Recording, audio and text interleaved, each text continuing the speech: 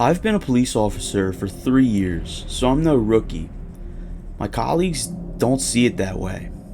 They're all over 40, lifelong friends, and rarely treat me as an equal. I've overheard them mocking me behind my back more times than I can count. For the past 6 months, an elderly woman has been visiting the station weekly, sometimes more than once a week, carrying home-baked donuts. The first time, she was kind, soft-spoken, easy to talk to. Everyone else was suspicious, and rightly so. We checked the donuts meticulously, but found no signs of contamination. Everything fine. There were enough for most of the officers to enjoy. I didn't touch them. Gluten allergy. Still, every time she walked through the door, the station lit up. Last week, she arrived as usual. Smiles, excitement, laughter. The donuts? Better than ever. About an hour later, I was at my desk, Shelley at hers behind me. She had been complaining for minutes. Chest pain, blurred vision. I noticed a few others were pale, their gray skin under the fluorescent lights, clutching their stomachs. Then I noticed Shelley's breathing change, fast, desperate. I turned instinctively, but it was too late. She vomited violently over her keyboard and monitor before collapsing to the floor, retching until she passed out. Chaos exploded. One officer called an ambulance. Others carried her into the break room. Officer Tom froze with a cloudy look in his eyes and a terrified look on his face beneath layers of sweat. Clutching his stomach, he managed to mutter the phrase, "Something's not right." Then he fell to his knees, vomiting. One by one, George, Mike, Sully, Justin, Eve, Todd, they all succumbed. More ambulances had to be called. A few days later, autopsies confirmed cyanide. My stomach dropped. The woman, the donuts, everything clicked. We spent the night hunting her, knocking on doors, stalking the streets like predators stalking their prey. No one had seen her. In a town this small, that's impossible. I got home exhausted, but sleep refused me. Guilt gnawed at me. My apartment felt wrong.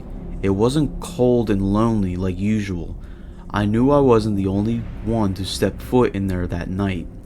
I paced the living room, trying to distract the feeling that I wasn't alone. That's when I saw it. I had been feeling the bitter breeze this whole time, hearing the curtains flap against the wall, but somehow failing to see what would make my blood run colder than the wind hitting me. The window was wide open. I never leave my windows open. My gut twisted. I closed it. Searched every room. Nothing. Relief washed over me, brief and hollow. Then I entered my bedroom. That same feeling crept up again. My heart froze. My blood ran cold and the back of my neck boiling hot. On my bed, a box, frantically taped. I patted my pockets frantically before grabbing my switchblade. I hesitated. What if it was a bomb? Honestly, that was the least of my worries, and I knew it. I could feel it. The tape cut under my trembling hands. Inside, a prosthetic mask, movie quality. A face stood out. The elderly woman. Someone had spent 6 months gaining the officers' trust, learning their routine just to kill them. They had been playing with their food.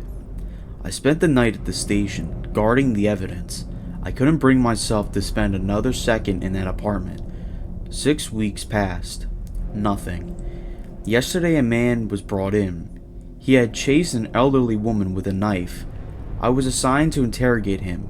The door slammed behind me, and the room's stench hit first. Gasoline, urine, burnt flesh. My stomach churned.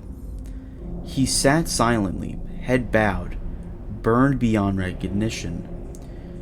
No fingerprints, no teeth, no face, a ghost.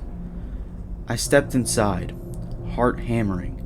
The door slammed behind me. The stench clung to my clothes. His head lifted slowly, skin reduced to leathery charred patches, hair in greasy, stringy chunks scattered across his scalp. Purple turtleneck ripped, blood-stained, burnt. His toothless grin stretched across his face. A soft, windy voice whispered, "Did you get my package?"